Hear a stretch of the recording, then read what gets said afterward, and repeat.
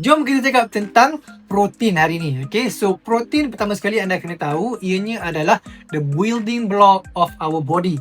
A lot of part of our body memerlukan protein, sama ada kita punya otot, kita punya rambut, kita punya kuku, kan? Even kita punya tulang pun ada memerlukan protein. Jadi sangat penting untuk kita mencukupkan pengambilan protein harian kita.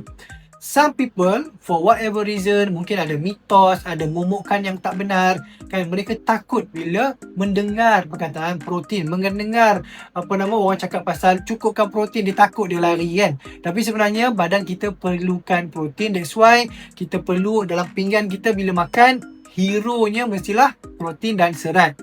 Kan? Sebab kita perlukan sangat protein tersebut. Dalam video kali ini saya nak share dengan anda apa produk Herbalife yang boleh membantu untuk mencukupkan protein harian anda. Okey.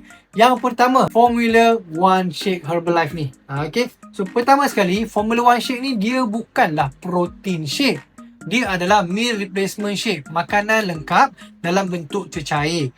Tetapi orang selalu sebut protein shake Herbalife tu sebab dalam dia memang ada protein juga. Selain daripada benda-benda lain, dia ada fiber, dia ada karbohidrat kompleks, dia ada lemak baik, dia ada vitamin dan mineral, tapi dia ada protein. That's why mudah untuk orang cakap protein shake kan. Tapi sebenarnya ianya adalah meal replacement shake. Untuk meal replacement Herbalife Formula One Shake ni, ianya membekalkan anda per serving 8 hingga 9 gram protein. Nanti anda belilah perisa-perisa apa yang anda suka, anda tengok kat belakang tu, kan, berapa gram protein yang anda dapat.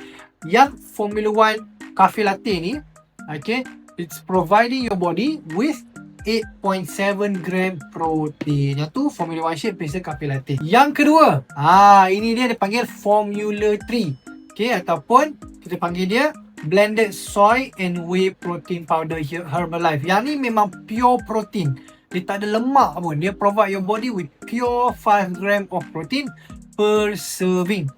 With only 20 calories saja, kan anda boleh dapat 5 gram protein per serving. Jadi tambahlah based on how much more left yang anda tak cukup pada hari tersebut. Dia tambahan kepada Formula One Shake tadi tu. Dan yang seterusnya, ni dia, nama dia RS Pro.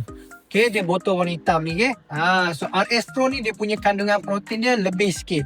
26 gram protein per serving. This one usually kita sarankan kepada anda yang bersukan lebih aktif sedikit lah, sebab dia provide your body with extra protein dan dia juga ada extra kalori sikit. Tapi masih rendah kalorinya, cuma lebih sedikit daripada Formula 3 dengan Formula 1 tadi tu.